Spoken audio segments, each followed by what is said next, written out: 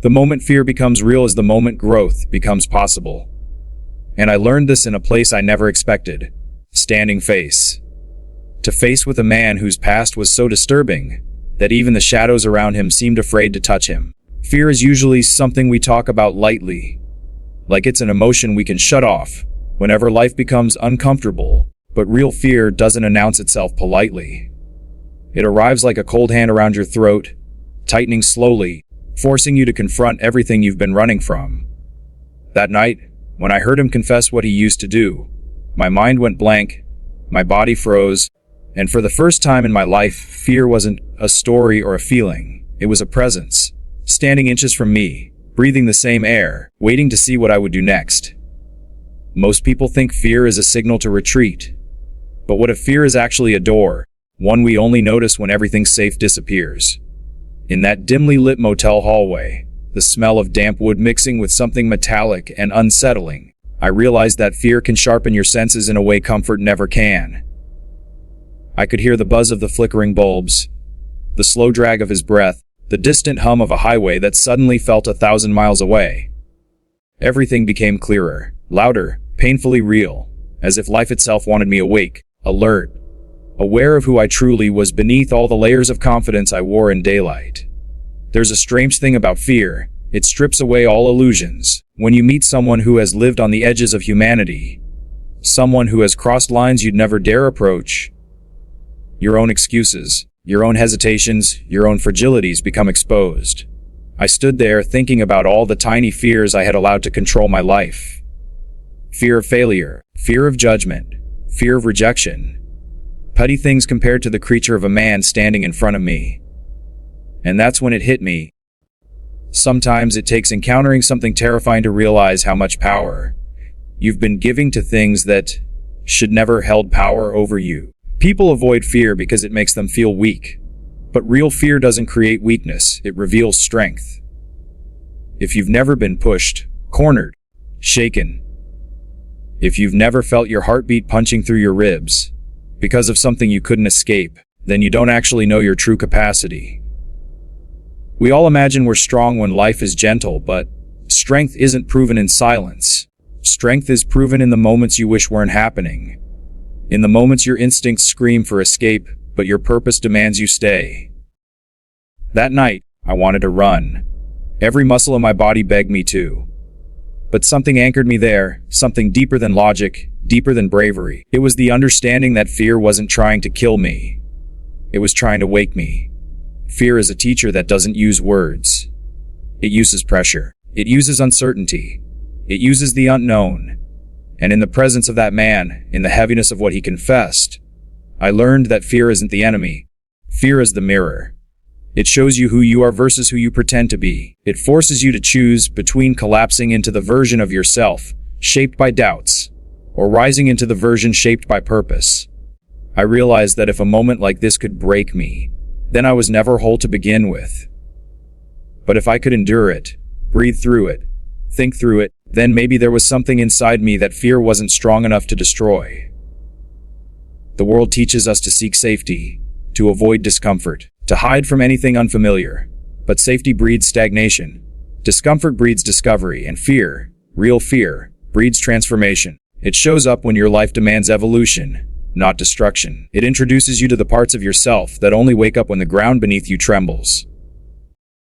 As strange as it sounds, as terrifying as that night was, I understood something most people never do. Fear is proof that you're standing at the edge of something important. The question is whether you step back into the familiar or forward into the unknown.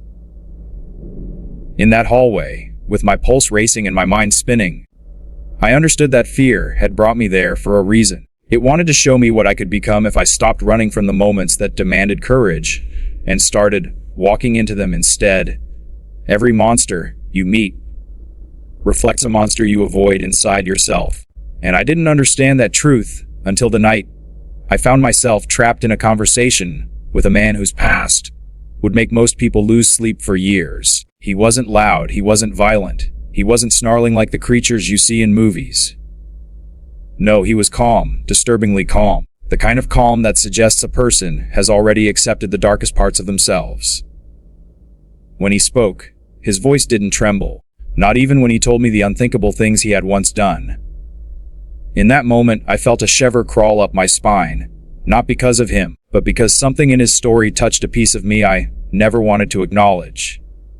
Not his actions, but his honesty, his brutal confrontation with the parts of himself most people spend their entire lives trying to outrun. We all have a version of ourselves we keep locked away, a version we're afraid to face because it holds our insecurities, our rage, our impulses, our fears of not being enough.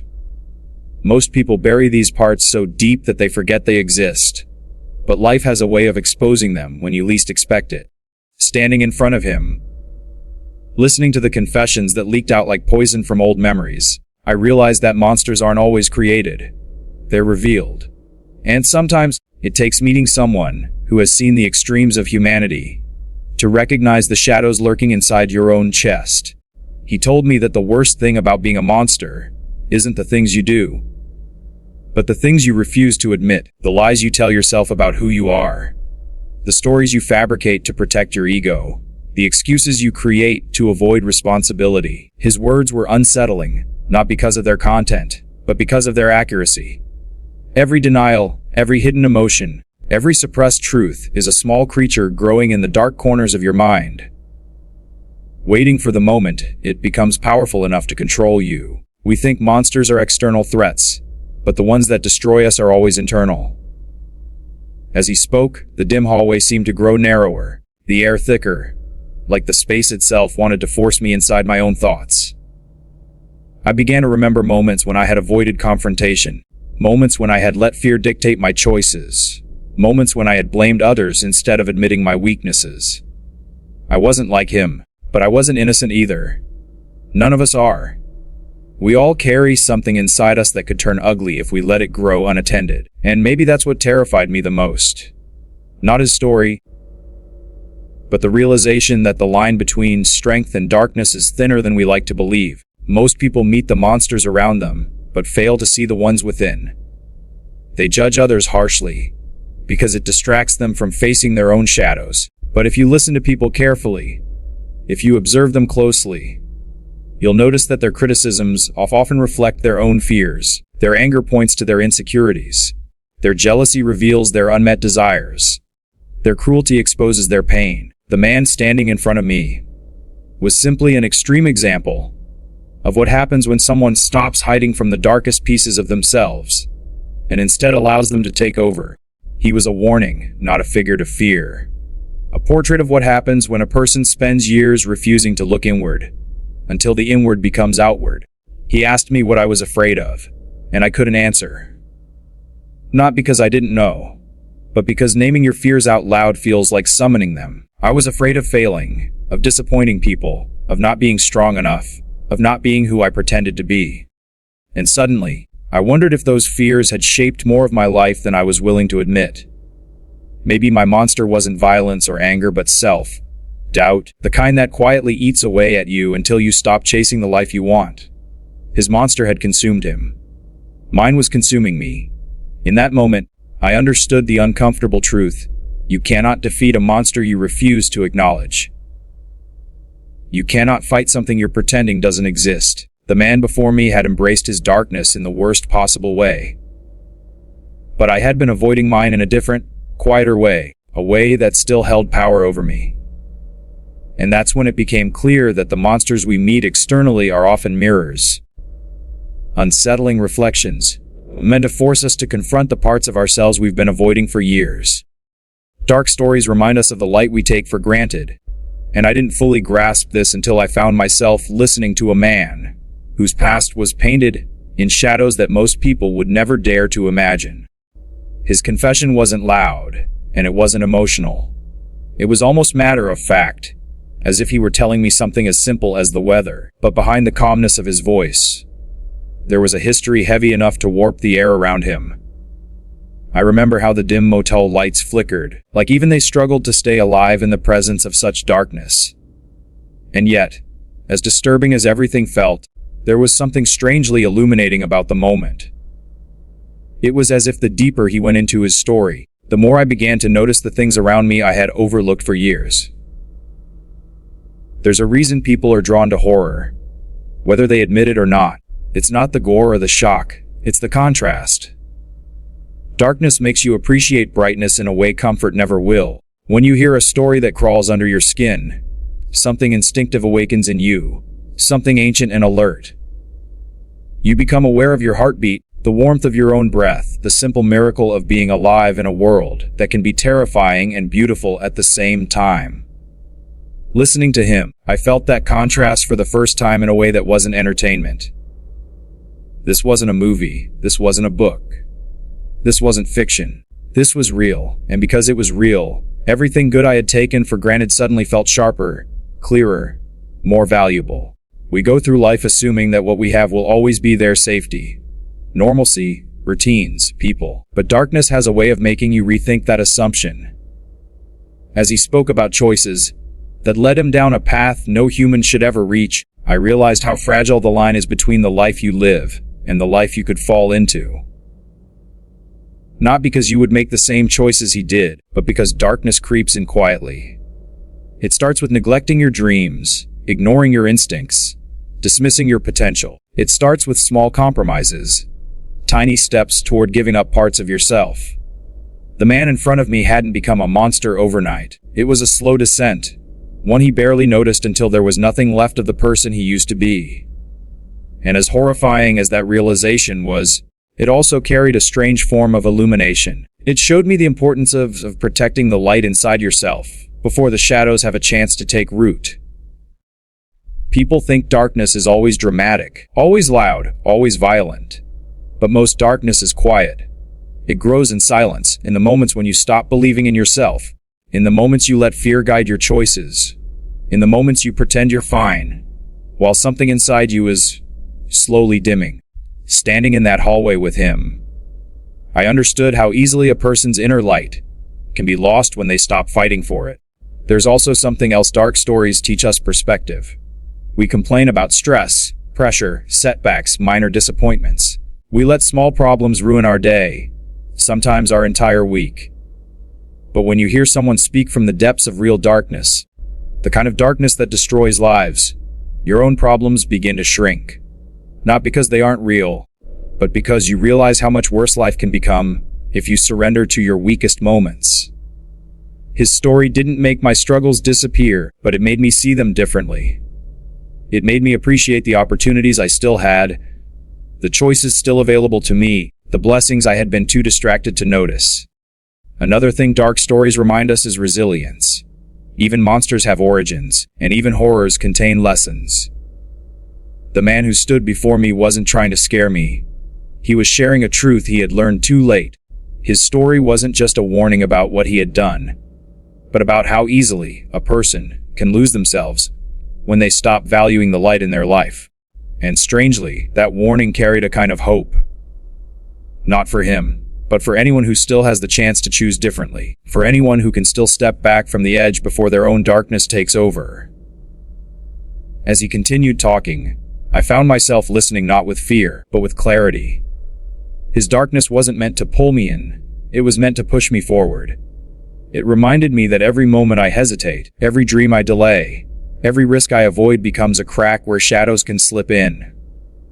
And it reminded me that the light in my life wasn't guaranteed. It needed to be protected, appreciated, fought for. Because the truth is, you don't appreciate the sunrise until you've been trapped in a long night, and sometimes it takes hearing a story drenched in darkness to finally understand how much light you already have, and how important it is not to waste it. The scariest truths push us toward the biggest transformations, and I didn't realize how deeply this was rooted in reality until I stood in front of a man whose very existence felt like a warning carved out of the darkest corners of the human soul. He spoke in a voice that didn't shake, didn't soften, didn't flinch. His words were steady, almost peaceful, but the content behind them carried a weight that pressed against my chest like invisible hands. Every truth he revealed felt like a cold blade slicing through the comfort I had spent years building around myself. I thought I understood fear, thought I knew what discomfort was, thought I had experienced enough challenges to call myself resilient. But nothing prepares you for a truth so raw that it forces your mind to widen in ways it never has before. We live in a world built on pleasant lies. We soften our failures. We sugarcoat our regrets. We decorate our fears with distractions until they no longer look threatening. But the truth, the real truth, doesn't care about comfort. It doesn't care about your excuses, your past, or your self-protective illusions. Truth arrives like a shadow slipping under the door, silent but unstoppable. And when it finally reveals itself, you have no choice but to look directly at what you have avoided. Listening to him, hearing the choices he had made, the consequences he had endured, I realized that the truths we fear most are the ones capable of reshaping us completely. The things we refuse to face always hold the keys to the person we are supposed to become. His truth wasn't just about the horrifying acts he had committed. It was about the moments that led to them. The loneliness he ignored. The anger he buried. The impulses he denied until they grew teeth. It was in the small truths, the ones he brushed aside, that his destruction began. And it struck me that while my own life was nowhere near as extreme, the pattern wasn't foreign. We all avoid truths that could save us because they are uncomfortable, and discomfort feels dangerous when you've spent your whole life chasing ease. But comfort can be a slow poison, one that numbs you until you no longer notice the parts of your life that are falling apart. As he talked, the dim hallway around us felt colder, the flickering lights casting long shadows that seemed to stretch toward me like hands, waiting to drag me into a reality I wasn't prepared to face. But maybe that's the thing about scary truths. They don't wait for you to be ready. They shove you into awareness, forcing you to examine everything you've been afraid to confront. I felt exposed, like the parts of myself I rarely acknowledged were suddenly standing behind me, breathing down my neck. The truth I was avoiding wasn't about something monstrous like his past. It was about my own potential, my own laziness, my own fears of stepping into the life I secretly wanted. And realizing that was terrifying in its own way. Sometimes the scariest truth is that you are capable of more than the life you are settling for. He said something that stayed with me. Something that chilled me, not because of what it meant for him, but because of what it revealed about me. He said that the truth always whispers before it screams. It starts as a small discomfort, a feeling that something is wrong. If you ignore it, it becomes a weight. If you keep avoiding it, it becomes a storm.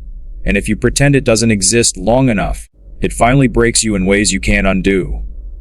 His entire life was one long scream of truth that had gone unacknowledged until it was too late. And standing there, hearing the echo of his mistakes, I wondered how many whispers I had been ignoring. Scary truths aren't meant to destroy you, they're meant to transform you. They expose weaknesses so you can strengthen them. They reveal fears so you can confront them. They uncover potential so you can finally use it. Without discomfort, there is no growth. Without fear, there is no evolution. Without truth, real, unfiltered, unsettling truth, there is no chance of stepping into the version of yourself that your excuses have been keeping buried. What I heard from him wasn't a story meant to terrify me. It was a message meant to wake me up. It showed me that a life built on avoiding truth is a life destined to collapse. And it showed me that even the darkest revelations hold the power to push you toward the transformation you've been delaying for far too long.